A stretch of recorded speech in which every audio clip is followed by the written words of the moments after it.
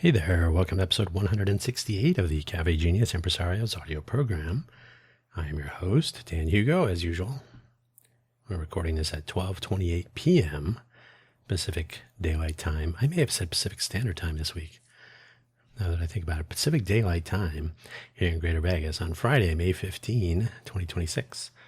We normally publish new episodes of Cafe Genius Impresarios on Fridays, often in the morning, but not strictly required. But Friday, here we are. Cafe Genius Impresarios for the win. If you have never heard the Cafe Genius Impresarios audio program before, in this episode in particular, I'm not referring directly, but sort of presuming that you may be a little bit familiar with some previous episodes, which I'm going to list shortly. But if you've never heard the audio program before, just keep that in mind. First of all, Cafe Genius, cafe with two F's and no accent, is an homage to Cafe Centro, which did have an accent, in the San Francisco, in San Francisco, not the San Francisco area, as I was about to say. Cafe Centro, where startups start, was a small coffee shop located in South Park, which was an actual park. No relation to the series, the humorous series. The Cafe Centro, where startups start, was located in South Park, San Francisco, basically across the street from the ballpark, which has variously been the Pac-Bell ballpark, the AT&T ballpark. I believe now it is the Oracle ballpark. I have been to Cafe Centro. It was a cool spot. The park was very nice. The surroundings were very relaxing, and if you were pursuing a startup, surely hanging out in such a place might be a useful way to get away from the rigors of especially software startups. Rumor is that Jack Dorsey was working on Twitter at that location. That's not a story we'll get into today. Cafe Centro, and then the Genius Bar. Genius Bar. That's from Apple. The Genius Lunch was something that we used to take part in here in the days of the downtown project. There was a notion that, hey, how about if we just pull some random people together now and then and grab lunch and have a little update, maybe some introductions if there's any newcomers, who's working on what's up, maybe some gossip and so on. But keep it in the space of a lunch, not an all-day event, not a formal structured meetup. We'll just go out for lunch and hang out and go back to doing what we were doing. So the Genius Lunch was fairly successful, in my view. I think most would agree. So I needed a name for what we were starting off in January of 2022 with the pitch workout room. We've added a few things, and the first cohort of the Genius Roundtable being one of them, the Meetup Collaboratory, where we sort of came up with some ideas for having better, more productive, and effective meetups. So often meetups in Vegas are, just show up and talk to people, which is not a horrible thing. But anyway, I'll leave it there. We had an entire multi-gathering series about that. And then some other things, pitch workout room, pitch mingle, and now Initiative 2026, which still has no interest, but I've really not been reaching out to people. That's another conversation for another day as far as how to reach out to people in Vegas. It's not LinkedIn. So Cafe Genius, there it is. And the Impresarios audio program, Impresarios spelled with two S's, which is correct, though less common. Well, the Impresarios are the people making this stuff happen. We're basically taking a look at examining, analyzing, hopefully elevating the entrepreneurial innovation ecosystem. I did it in an episode comparing community versus ecosystem. I'm not fond of the notion of building, in air quotes, building community nor ecosystem. The ecosystem is a more complicated thing than I'm building ecosystems. I'm an ecosystem builder. So you'll probably sense my disagreement, although I don't think we're going to talk about that today. But just in general, what we are looking at how things are working and if they can work better, from a entrepreneurial innovator point of view, although as we know, all things are connected. So I also have a more broad definition of what a entrepreneur might pursue, the startup notion versus a small business or there are some other names, lifestyle business. If you're not going for growth and venture capital, then you're not really a startup. Some people believe startups are really about software and about growth timelines and so on to return investment. Yeah, maybe. But everything is interconnected. Everything is connected. So I think including people that are pursuing or who are pursuing entrepreneurial endeavors or innovative pursuits as well should be a part of the conversation. And so the ecosystem can accommodate a variety of different sorts of small business, whether startup or otherwise, for the sake of conversation. Surely the group of people pursuing biological or biotech startups could have conversations that are more focused on what they're doing and so on. That's an example. But I think being more inclusive, casting a wider net in this regard in a place like Vegas, which is definitely focused on the fun economy trademark, held by the UNLV Office of Economic Development, granted February of 2025. So I'm sure I'll refer to that many times today. But the fun economy gets a lot of attention. There is a place for small business, startups, entrepreneurial endeavors, innovative pursuits to have a section at a round table initially and then see what happens from there. So that's basically the theme of this audio program and of Cafe Genius in general. So yeah, get comfortable, grab a coffee. I have, and I'm going to take a sip of it now.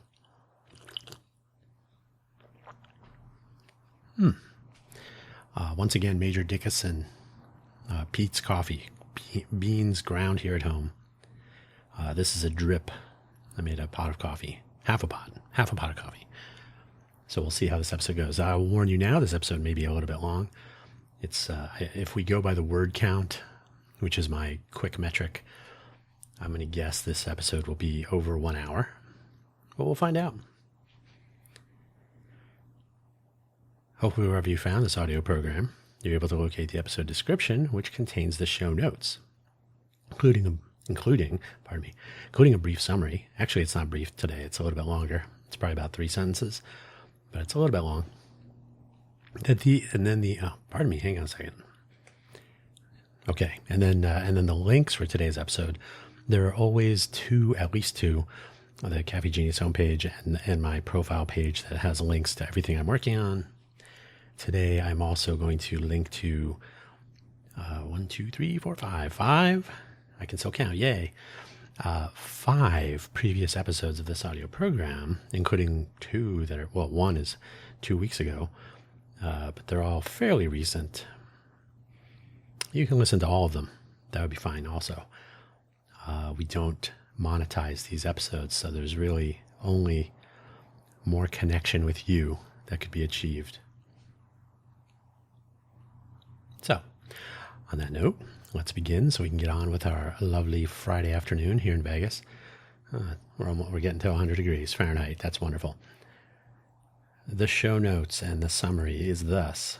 Content creators in and around Greater Vegas are getting a real workout, declaring Vegas dead, Vegas not dead, and anywhere in between, based on anecdotal in-person crowd size assessments, person on the street commentary.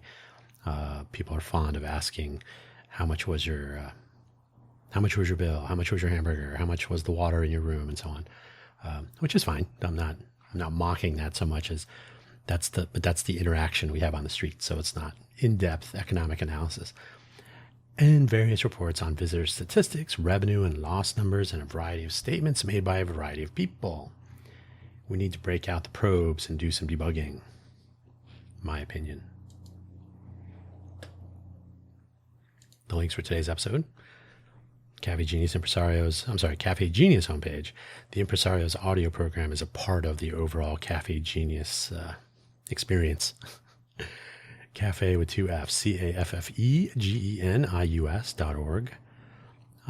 As with all of my website properties that I was hoping to have published last week, with some beautification efforts and some automation and so on, still on the table, still going to happen, has to happen. I'm getting tired of the websites being basically broken, but they're there. They are there.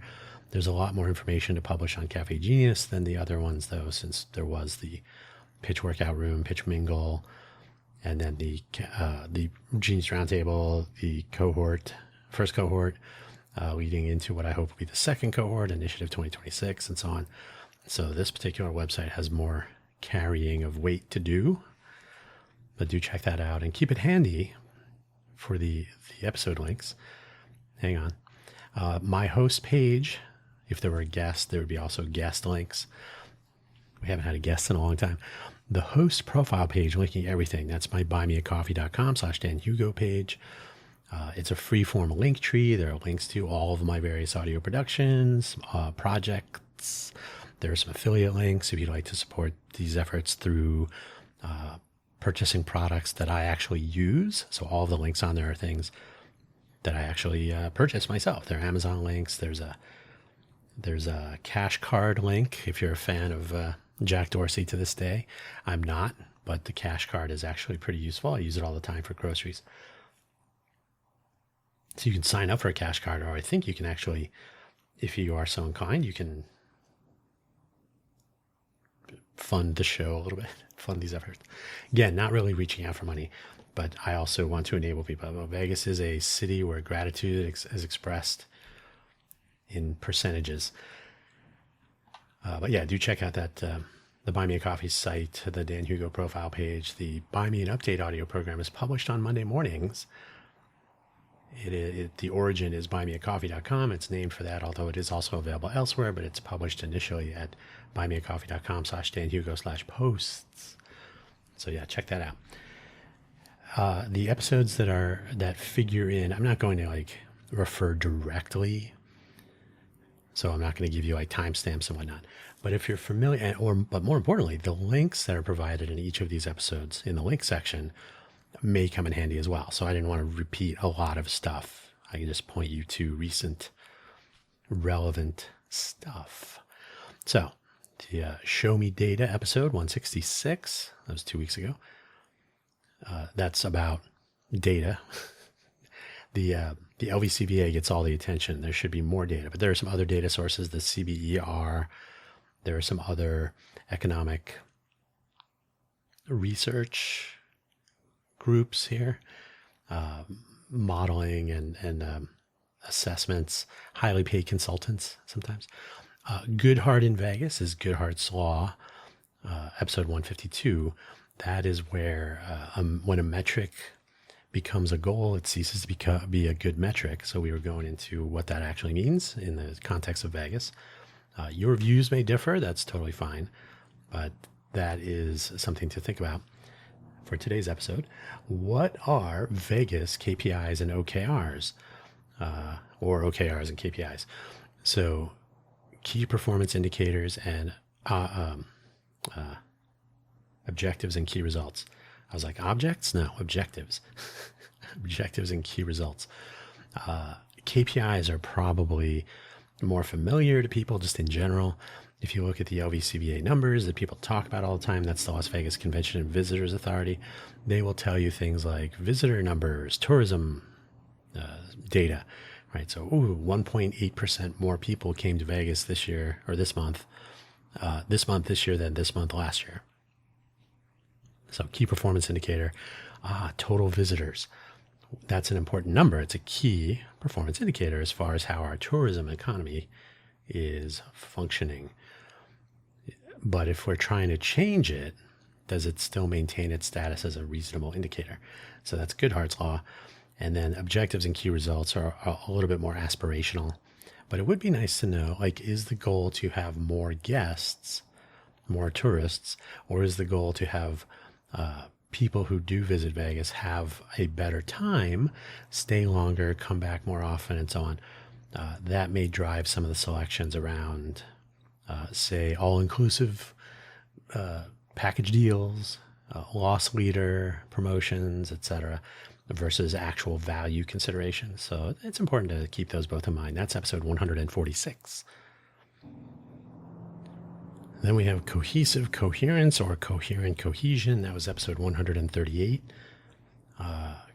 Cohesion is, so there's sort of similar terms. I use cohesion to represent the connection, hopefully a good connection, a meaningful and a sensible connection between the messaging and what people perceive, what they hear, what they see, what they read out in the world. Is that messaging cohesive with regard to a plan, economic related decisions, operational and logistical decisions, and so on? What is happening now? What is the intent into the future? So a coherent plan is always nice. It's nice if it would be communicated in a cohesive way so that the messaging is consistent and represents what is actually happening or what should be happening. And then sometimes when it doesn't happen. So yeah, episode 138. And finally, City as a System, episode 137. This is now, I'll remind people of my background. Well, I'm going to say this again, but my background includes some systems or systems architecture, systems thinking. That goes all the way back to my college days. So constructing and managing and maintaining and measuring systems is an important thing. And this is surely true at city or city-ish scale. Greater Vegas is more than just City of Las Vegas, of course. So there you go, episode 166, 152, 146, 138, 137. So the links are to the Spotify for Creators profile page for each episode. But if someday that Spotify destination changes or goes away, the cafegenius.org website will have links to those same episodes. So that's in the plan now, and the primary point of publication, that's the entire point, is to make the starting point, if you're searching for episodes or information about the show, and et cetera, to make sure that that's something that will persist for as long as the actual show does. So, or it's possible Spotify for Creators will persist longer than Cafe Genius. Either way, you should be able to find these episodes. So there you go. Okay, on with the show. First, debugging. What is this? Part of the title. As some of you may know, my background is in computer engineering, both academic and professional. So I pursued computer engineering in college, and then I worked in Silicon Valley for many years in various companies. So over more than 3 decades of this, in fact, I often try to adopt a systems viewpoint and approach to analyzing and comprehending whatever it is I'm working with. In our case here, our entrepreneurial innovation ecosystem and perhaps Greater Vegas at large. Note, not writ large, at large. If you happened to notice, that cover art for this episode is a plexiglass enclosure of a Greater Vegas model. You can't really see some of the detail, but it is, if you zoom in on it, a little Vegas, with test probes connected to it in various places through the enclosure and onto various test instruments. This is not unlike various test and development lab benches I've used in my project development past. We will get actual hands-on hardware and so on. That's where the computer really is. We will get into what that is intended to illustrate in today's episode. It's not, obviously, we're not attaching probes to a city model, but the meaning is similar. Whenever the task at hand is debugging something, no matter what it is, the more information available, the better. The more understanding of the system, the better. The more probing and testing we can do, the better. The more outputs we can map to inputs, the better. Obtaining this information and access at city scale or larger. Again, Greater Vegas is a large place if we account for visitors, and we do. So it's bigger than the census might imply. So if we apply it to this level of detail, if we apply all these and we're looking for all of these things, this level of detail is not always easy or even possible to obtain, finding out so much about something so large. But we could attempt it, which is a topic for more discussion at the Genius Roundtable coming soon. It's always coming soon. So Vegas is dead or done or collapsing. If you watch one such video on YouTube, of course, you will see a dozen more. Thank you, algorithm. They're very popular, especially when LVCVA, the Convention and Visitors Authority, when they publish their monthly numbers about tourism, the tourism tracker on their website, which I've talked about in previous episodes. As I mentioned, links are there. Every time that's what happens. People, another episode, more content for another episode. Usually, the content creators are having a field day with this then. And YouTube, TikTok, maybe Instagram, who knows? The social media world will take all of your time and give you very little back. They're making videos of 20, 40 minutes usually, maybe longer, maybe shorter, but usually in there somewhere. Often AI generated voices and stock video footage of the strip, but not always. Sometimes it's people actually speaking. Some people like to comment directly on the economy.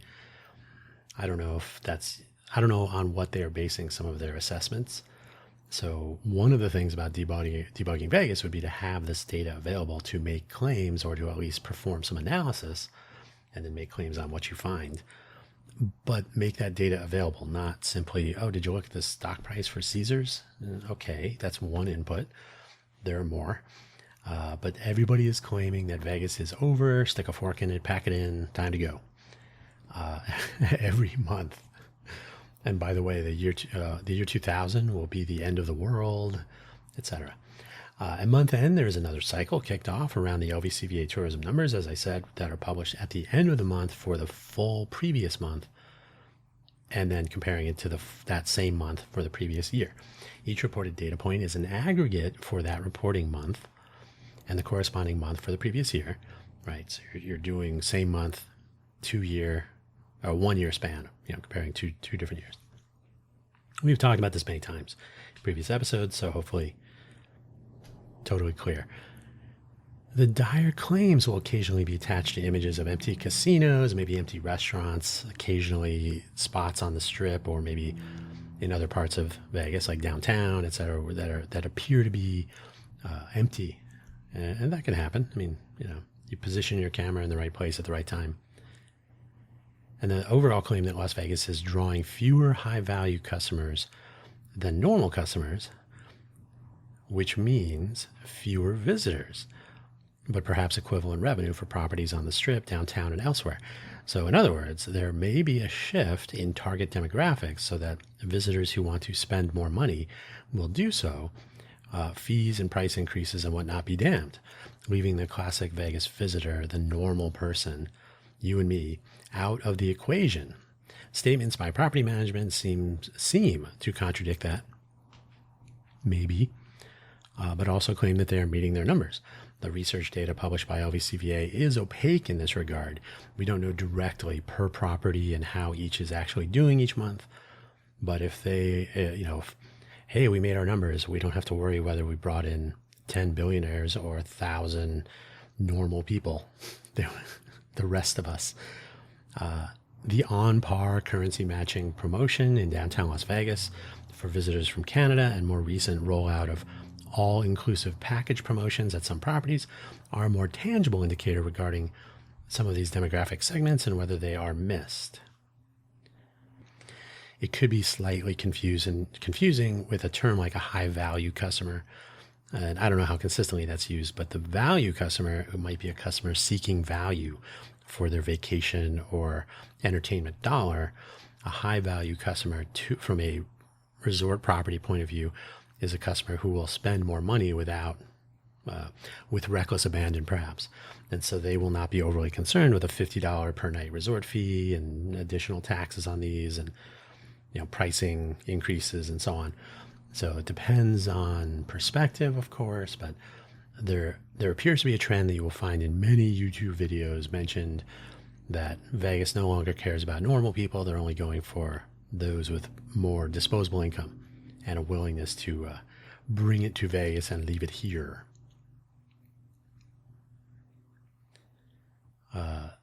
Visitors. The On Par program is sort of, I don't know if it's an admission, I don't know if it's very controversial, but it's an attempt to bring more visitors from Canada back to Vegas. Some indications are that that's been successful, but I have already mentioned this in a previous episode, whether loss leaders like these sorts of promotions are better than actual value adjustments, recognizing the value proposition to the value customer, that is the rest of us, and getting back to those good old days that you'll read or hear about so often when people comment on this. So that's a question remains to be seen. That could be a part of the debugging process. And again, debugging something involves just really deep analysis and trying to determine which parts of it are working and which might not be. The interesting numbers in the monthly reports in the context of tourism are gaming revenue, of course, gaming revenue changes and so on. Baccarat seems to be something that we have to be concerned about, but also what's called the RevPAR numbers. There's a revenue per available room, which are ideally compared week over week or month over month or year over year, whatever the case may be, but consistently. So in the case of the LVCVA report, they give a RevPAR number for the Strip and downtown and other parts of Vegas, I believe it is. And they are comparing the current reporting month, which again is, if the report were to come out, I think the last report for March came out on April 29th, I think it was.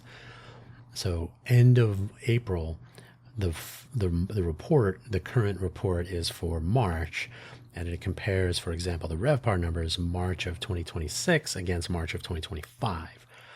So because of the nature of the RevPAR numbers, and you're factoring in so it's revenue per available room.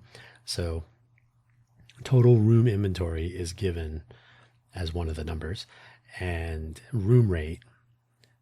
So if you take the total number of available rooms, the total or the average room rate, and you do a little bit of math, and there's a Wikipedia page on RevPAR. If you're really curious, I'll leave that to the listener to find.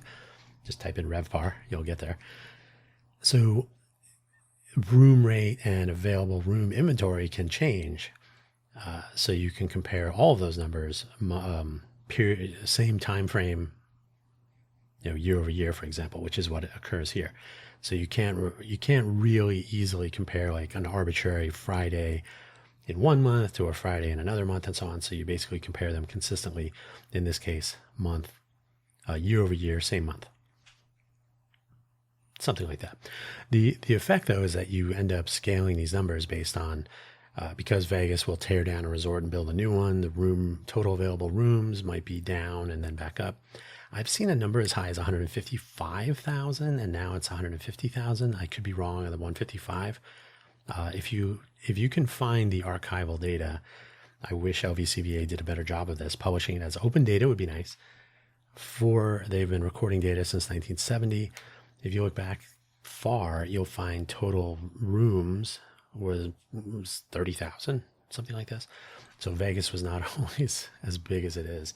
And that's not even going back 100 years when Vegas was just getting started. A startup, if you will. So yeah, comparing those numbers is reasonable. These numbers are reported without any correlation data, though, regarding the state of the economy, maybe corresponding consumer confidence value for the reporting period, reported unemployment for the same period, the value nationally for domestic tourism. So in other words, if you only look at RevPAR and treat that as an indicator without looking at the tendency of people to visit or not visit Vegas for whatever reason, and you can correlate those reasons, you can correlate them. But if you don't, then you're kind of looking at RevPAR as though outside values or outside influence maybe are constant, which they are not. So somebody is looking at this data. You sort of have to, and that's where you get things like the on-par promotion, which is considering international tourism and the impact of the differential between the Canadian dollar and the US dollar, and the perceived decrease in value proposition to the Canadian visitor, not to mention various opinions that have formed over the last 14, 16 months or so. That's beyond today's episode. But the bottom line is you can actually look at what the inputs are, the bigger picture, and how they correlate, and which ones we can actually pay attention to and which ones we cannot change and which have impact and so on. But then also, and unemployment again is another, national unemployment rates. I don't know if we know the unemployment rate for international countries of origin for visitors and how that impacts. Probably it does. We could look at the weather. how hot is it in Vegas versus other places? El Nino, I think, is making a big comeback this year, so that might play a role. Tourism trends elsewhere. Is there a zero-sum trend? There probably is. You're going to make your family vacation decision. Should we go to Vegas or somewhere else? So people may make that zero-sum. We're going to one place or the other, and not just, we're going to Vegas every month. That's no matter what. Or is tourism down in general, right? So obviously you compare the current state, the current previous month and the year ago previous month. You compare those to similar data from other places. Not all of this is in these reports, but I will guarantee that is happening in general. And then I named off a few indicators here. The actual indicators that are used and that actually matter, that show meaningful correlation, may be completely different. So I will guarantee as well, sight unseen, that there is a collection of metrics that are included and correlated and analyzed and maybe reported on a different website. So is there anything else other than tourism in Vegas? Well, yes, of course there is. That's kind of why we're here. As has also been mentioned in previous episodes of this very audio program, there is more to the local economy than the fun economy. And again, that's a trademark term. UNLV Office of Economic Development was granted the trademark in February of 2025. So we know it's important, but there are other people. I read somewhere that the Strip employs about 150,000 people. I don't know if there's a similar statistic for downtown. We're talking fun economy, hospitality industry, etc. So 150,000, but the population of Clark County, so we'll say that's Greater Vegas, is 2.4 million. So there must be other stuff going on, right? I hope so. While the LVCVA is reporting on their part of the economy, that's the part they're watching, so I'm not faulting them.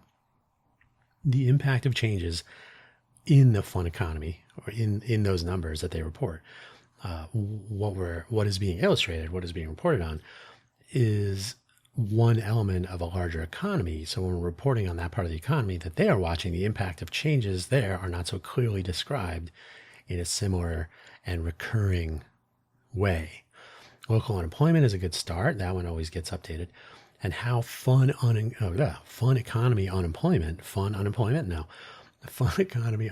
rate changes impact other parts of the local economy would be interesting to visualize or to otherwise analyze.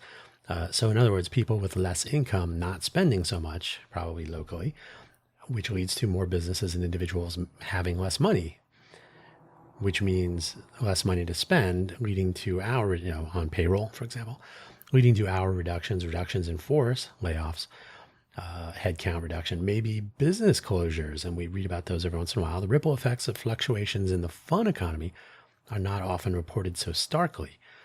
More anecdotally, we're seeing every once in a while a long-time restaurant having to close its doors. Long-lived restaurants in the Vegas area closing their doors, often getting a little bit of a mention, maybe a quick article, a quick comment from the owner in a food-centric media outlet like Eat, occasionally like Review Journal or something, Las Vegas Sun.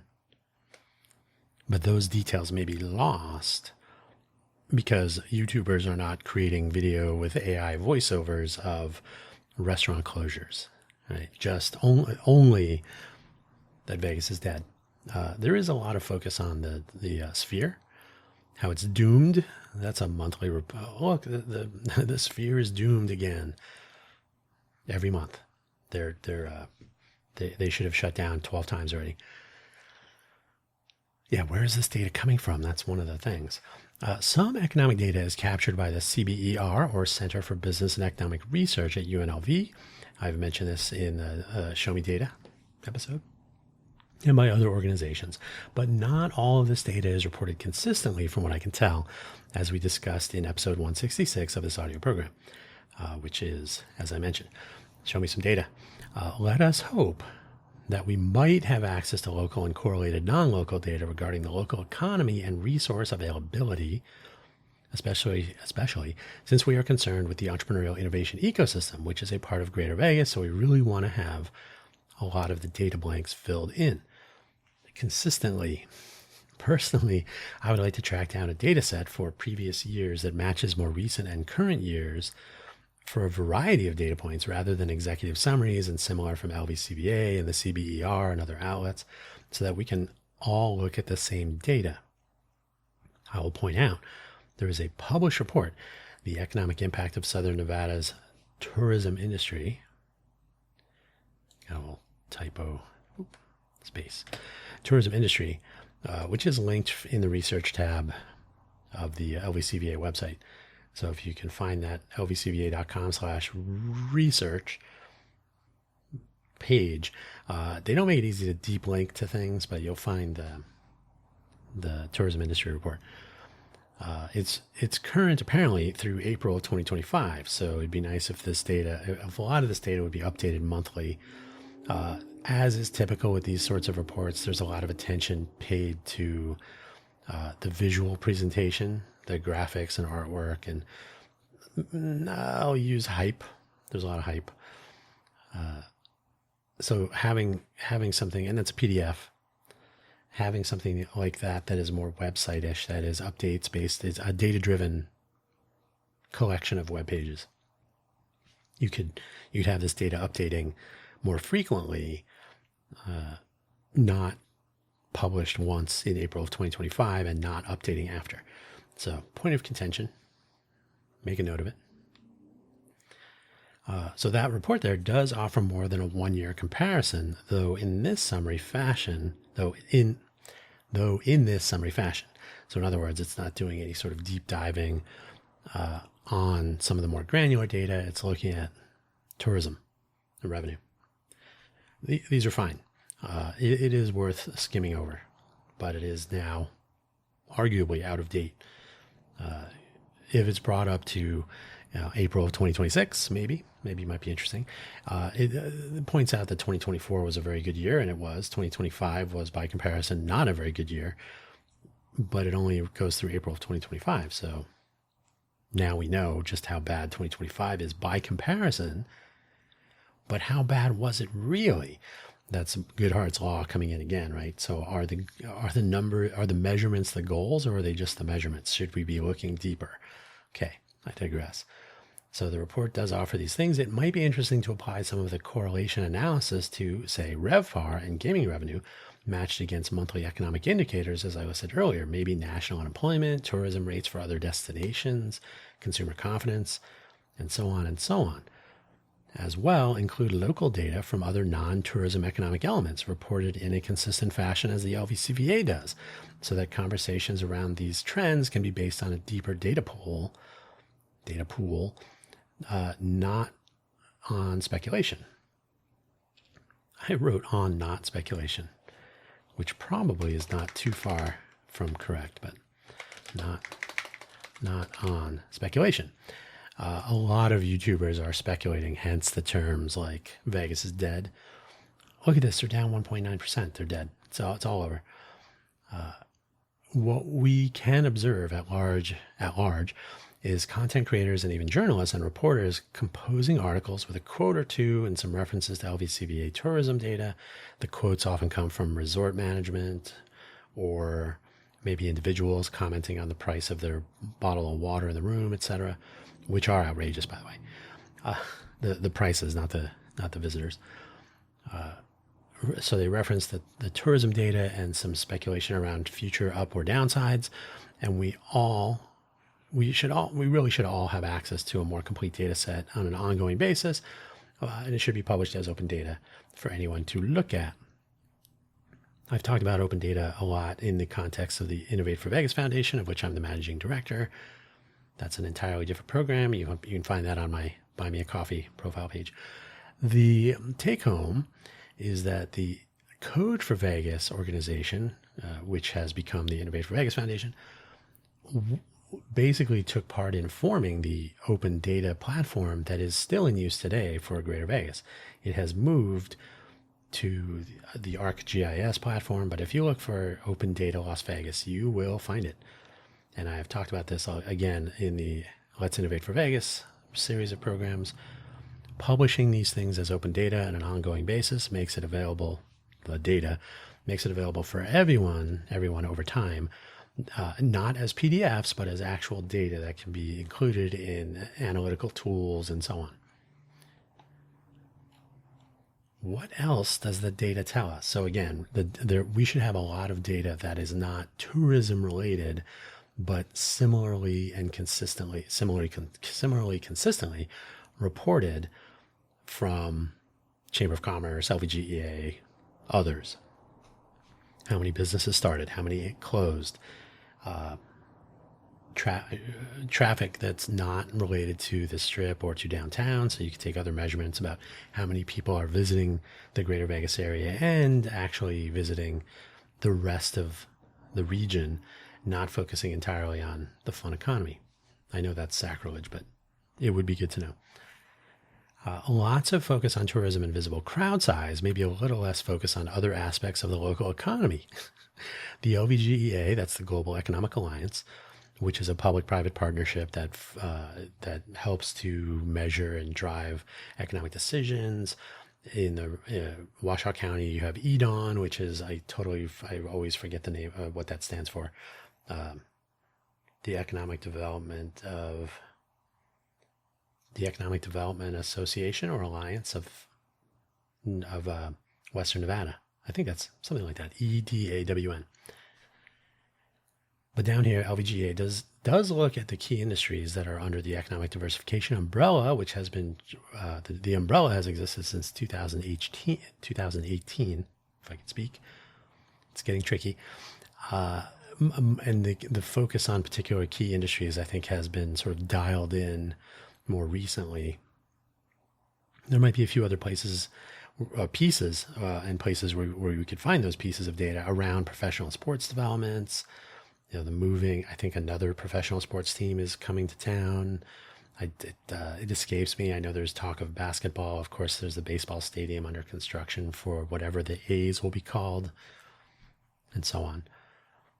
The Brightline project as another path for visitors to take, literally to get to and from Greater Vegas from Southern California. Population deltas, which I have a slight problem with, since when you see various headlines about how Nevada is the number one destination from California, they consider the population of the place as a scaling factor. So if Nevada has a very small population, it's probably 5.5 million-ish, I think. So you scale the number of people moving in.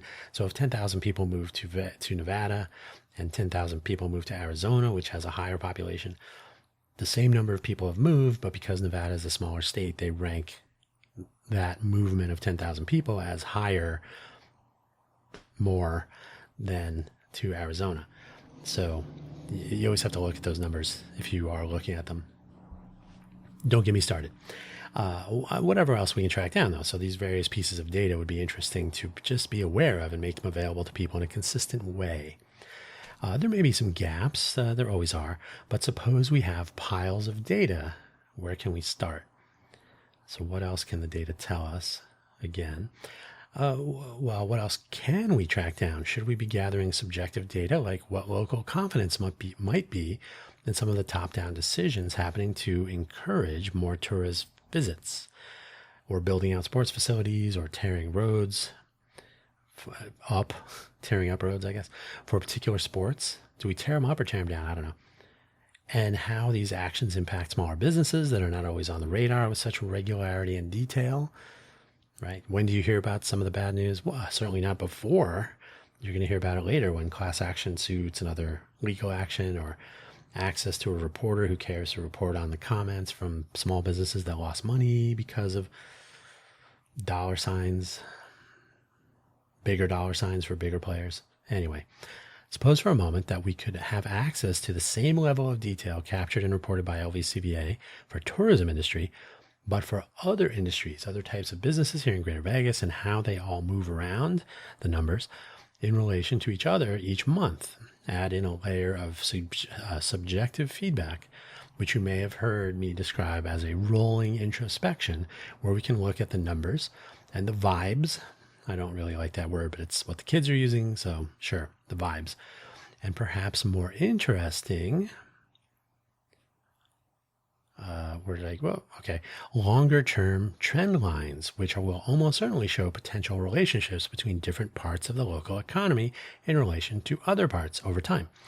Not just 1 year, but maybe 5 years. So if the LVCVA would publish the very same data that they do, comparing not only the reporting month this year to last year, but how about the reporting month this year to the previous 5 years, it would be a little bit complicated to visualize or to report as a spreadsheet or tabulated data.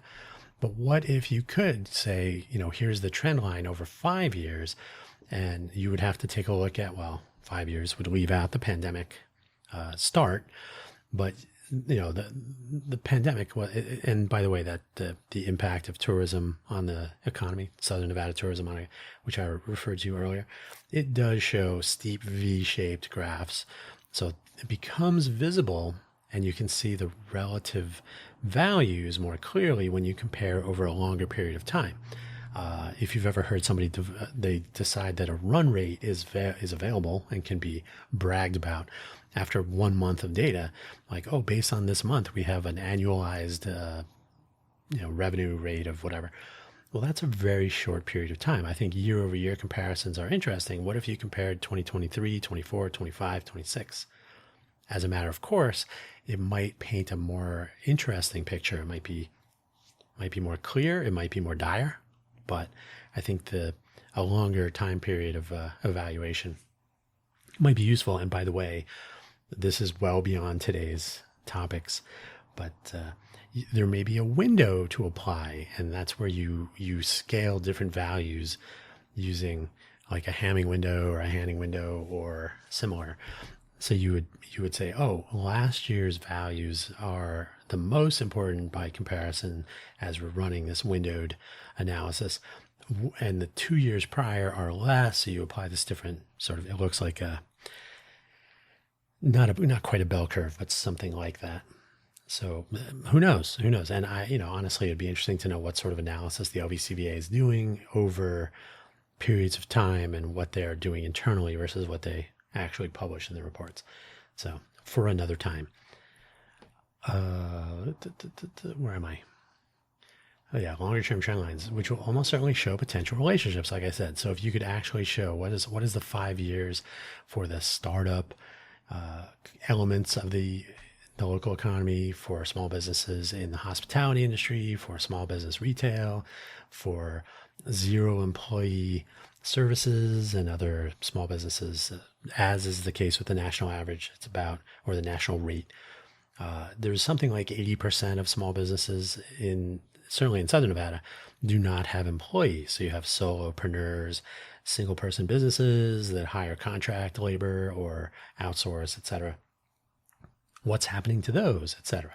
And I'm sure somebody's keeping track of all that stuff, whether they all do it coherently with a cohesive report somewhere that connects all these dots would be interesting. Maybe somebody should work on that. Not just 1 year, but maybe 5 years would be an interesting window to look at, analyze, and publish with all of the tools. If you think about it now, I don't want to go too far off track here, but remember back in the pandemic days, if you still remember that far back, you may not have been paying attention to the nerdy stuff, but that Power BI was a business something. That's a Microsoft tool that Johns Hopkins University was publishing case data, fatalities, and so on. So they had that website that you could visit with the different charts and graphs and data sets and so on. And then how many people came up with their own versions of that? Like, I'm sitting here at home. I want to learn how to code because that is going to be the future. Certainly nothing will make learning how to code irrelevant.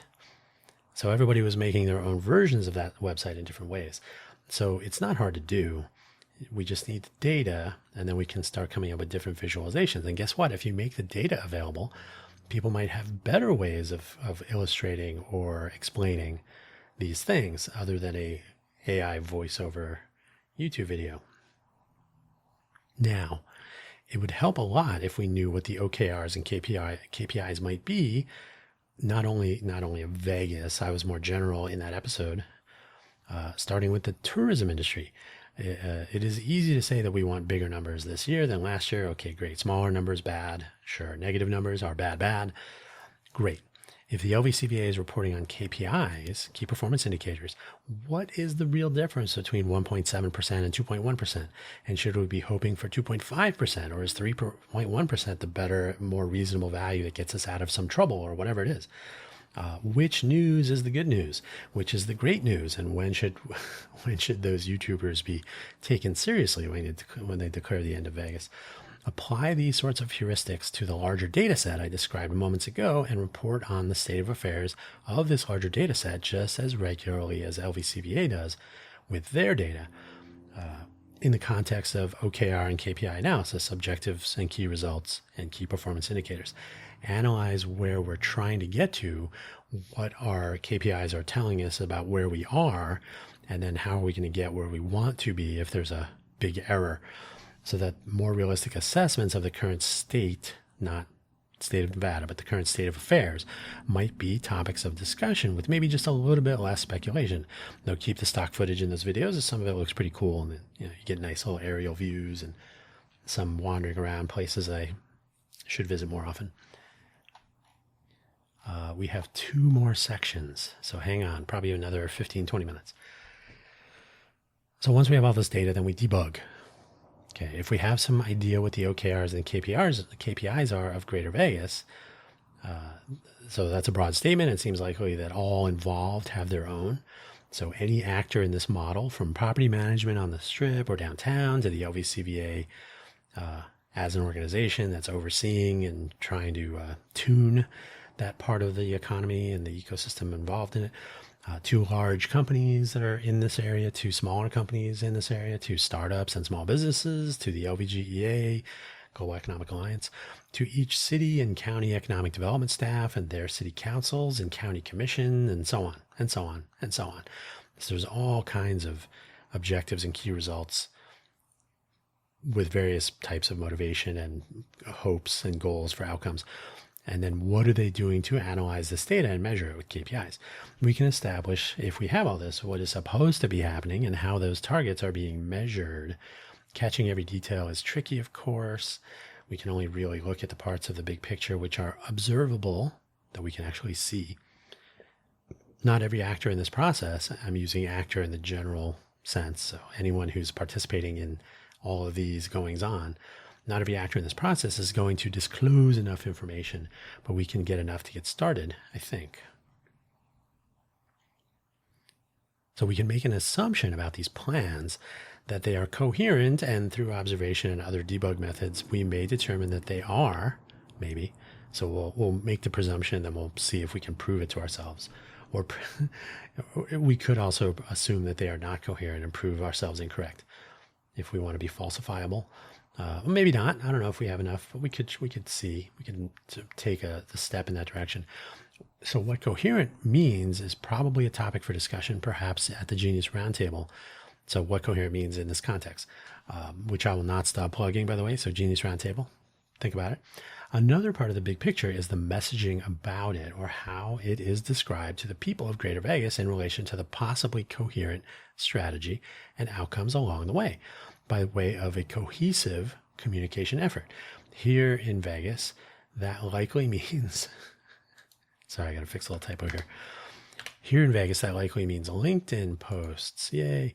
And the way that we can test this is with rolling introspection, specifically around what people believe they are receiving by way of this messaging and what they believe is actually happening, among other measurements. Since a non-trivial part of the big picture is tourism, such introspection is not limited to locals of Greater Vegas, but includes as many of our visitors as would participate. LVCVA does not apparently survey visitors, does apparently, not does not. LVCVA does apparently survey visitors. Whether this is an ongoing survey process is not completely clear, but it seems likely that they are, subjecting our visitors to questionnaires and surveys and so on. However, production by street. That was crazy. But it seems likely that they are performing these surveys or some sort of interviews or questionnaires or something with people visiting Vegas, probably random samples, to assess their own efforts and the various promotions and strategic changes in the fun economy space. So is what we are doing working? You can look at objective numbers like the numbers that they publish each month, and you can look at subjective data, which is how did you enjoy your time here and what made you or what led you to decide to come to Vegas? How much content creator content, influencer content do you consume, and did it change your view, and did it help you make a decision? And the list goes on and on. So there was a report recently to the effect that people are watching some of those YouTubers and Instagram and TikTokers talking about Vegas and pointing out different properties and different events and so on. And that does influence their decision to give Vegas a try or another try. So these are good pieces of information to have. And it would be nice if these sorts of information or these sorts of data points would be included in the monthly reporting or in a little bit more transparent way. The process of debugging a system can involve looking at particular known or suspected issues of unintended behavior. Now I'm speaking more generally, but with my own experiences debugging things that are more computerish. So there may be unintended behaviors, maybe an exploration of behaviors given target outputs for known inputs. Is this what we're expecting it to do? Make sure you understand that. To investigating reaction of the system to inputs outside of known or intended limits or boundaries. You could literally measure, historically, you could measure what happens when your visitor demographics are more in the middle of the income range or more, maybe in the let's say lower part. I don't know what that really means, but you could explicitly compare different ranges of input population demographics to outputs and see if you could develop a model, which we'll get to in a moment. So we can investigate the reaction of the system on the whole to inputs outside of known or intended limits or boundaries.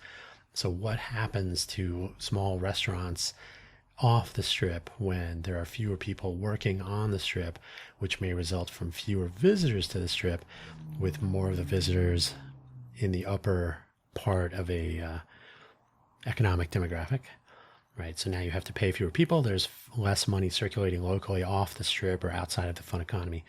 What are the impacts of those? So we kind of touched on that. It's not always good. There are some other variations on this theme. It would be difficult to enact changes to system behaviors or changes to some of the inputs to accomplish some analysis. It would be nice if we could, but probably not healthy for everyone. Hey, who turned off the lights? We're testing. But there is always the possibility of modeling Greater Vegas, verifying the model as part of the debug process, testing outputs against known inputs, and then validating the model for the same inputs, and then going from there. So you basically test your model and say, does it match the past 5 years, 10 years, etc.?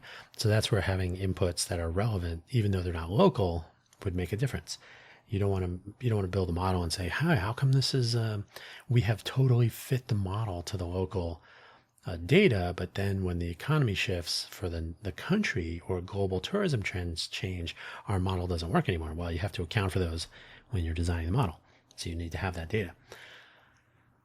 Last section, the system. And remember, there is an episode, City as a System. I wonder why.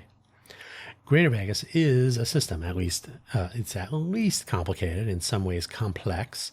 And if you've ever heard me say this before, complicated means that you can actually decode it, you can debug it, you can measure it, you can understand processes and relations and so on. It may be difficult. There may be a lot to pore over and compare and analyze and so on. But complicated is solvable. Complex not. Complex systems are not modelable, solvable. So complex is just one of those things. You give it an input, you get an output. You're not exactly sure why. That's the way it is. So some aspects of any economy, especially one that has so many visitors, and so it's and is so contingent on those visitors and visitor attitudes and the experiences that each visitor has in their own localities as far as economies and so on. So some of that's just complex. You're just not going to know what's happening. Not everything is observable.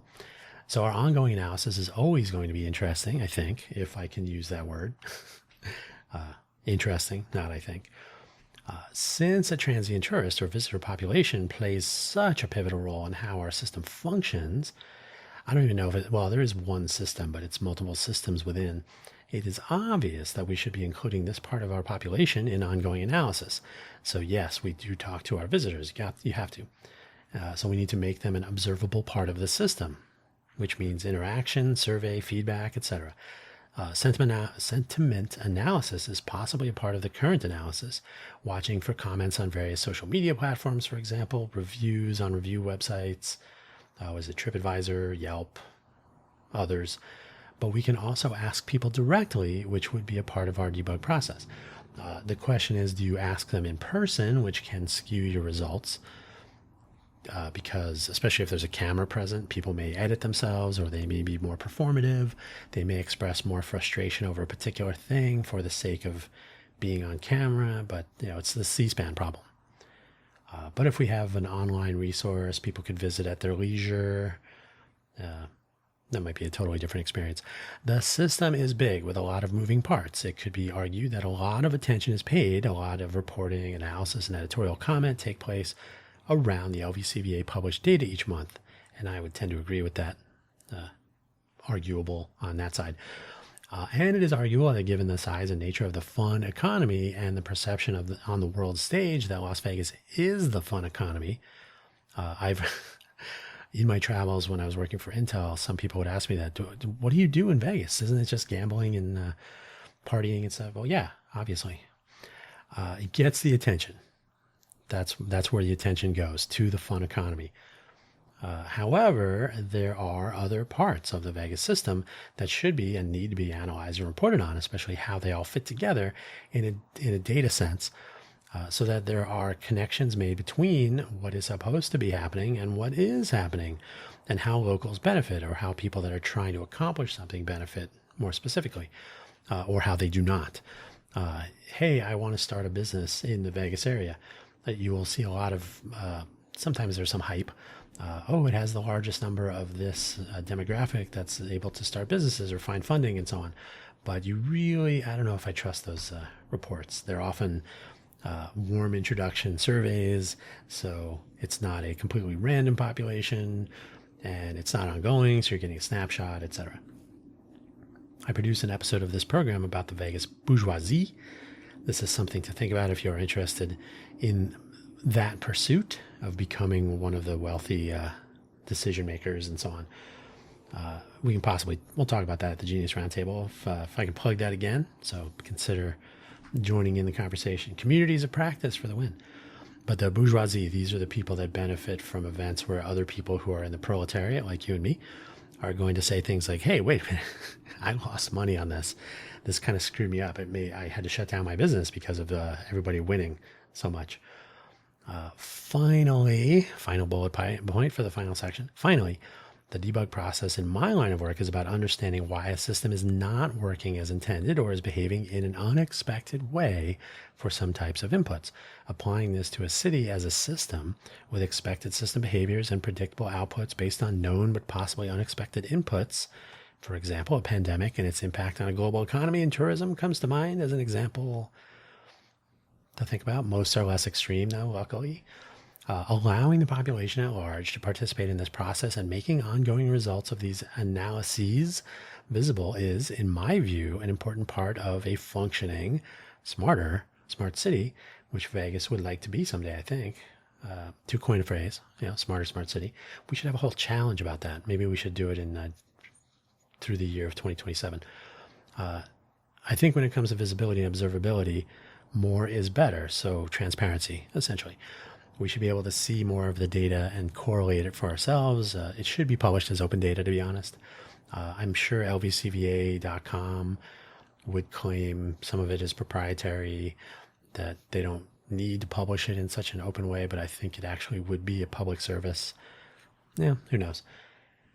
The understanding how things work, and also how things, when they work a certain way, will lead to other things not working, I think is an important consideration. I think making more of this transparent so that more people could make more informed decisions or understand why some decisions are made and see what their outcomes are. I think all this makes a lot of sense.